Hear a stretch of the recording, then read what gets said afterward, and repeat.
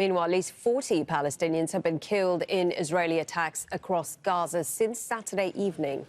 The casualties include children in the cities of Khan Younis and Deir-al-Balah. The injured have been rushed to barely functioning hospitals.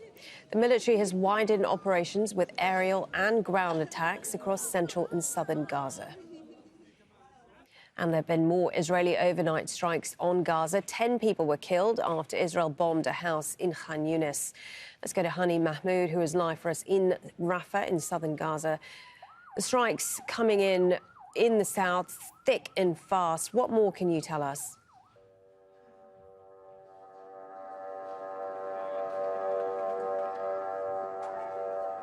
Yes, well, the bombing hasn't stopped since last night and all the way to early hours of this morning. And just within the past 45 minutes, we have confirmed reports of an attack on a residential home at Al-Araishiyah area. That's at the western side of Khan Younis city, a border line area with Al-Mawasi area, an area that people have taken as a refuge since the beginning of the war, as they were told it's a safe area by the Israeli military. But the fact that this is happening more than just one time, we've seen in the past 2 days our residential home near here, western Rafah, close to where people resided and built and set up their tents, seeking refuge from the horror of this war. It's happening one more time. There are 3 people reported killed in that particular area, and it's just important to point out that the Al-Mawasi area is an area stretches from western of Deir-al-Balah along the coastal line all the way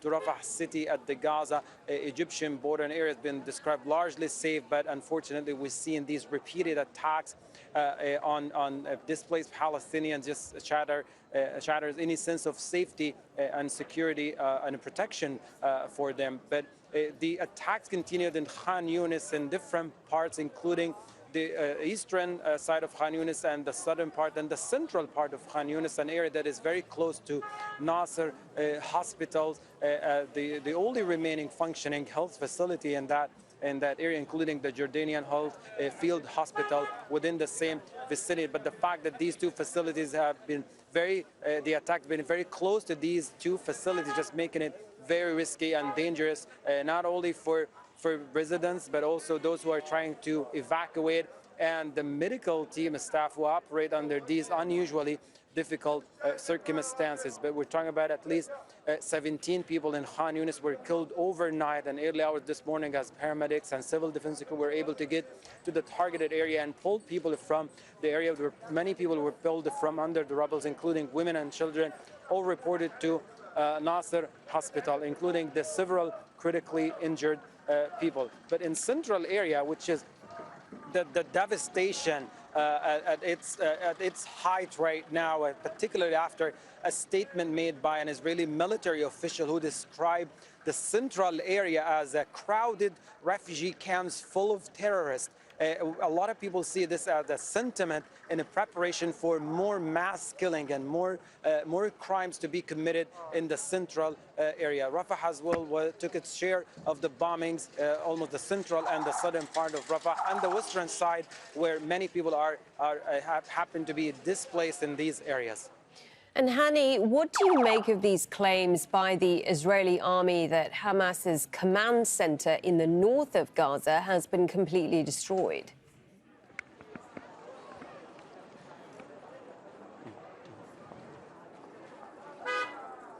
Yes, well, this is one of the many allegations that goes unchallenged, and particularly at this time whenever the Israeli military is about to commit something, an atrocity or expand an operation, it come up with some of these allegations just to support its position and its strategy throughout this war. We've seen this in the past a lot when there was an allegation about a Shifa hospital that is used as a command center without offering any substantial evidence whatsoever. No concrete evidence were offered to support the claim other than the fact that the health facility, the largest in the Gaza Strip, was completely destroyed and pushed out of service. We've seen this also one more time when there were talks about the destruction of many of the Hamas-controlled tunnels in the northern part and Gaza City, but within hours or days of that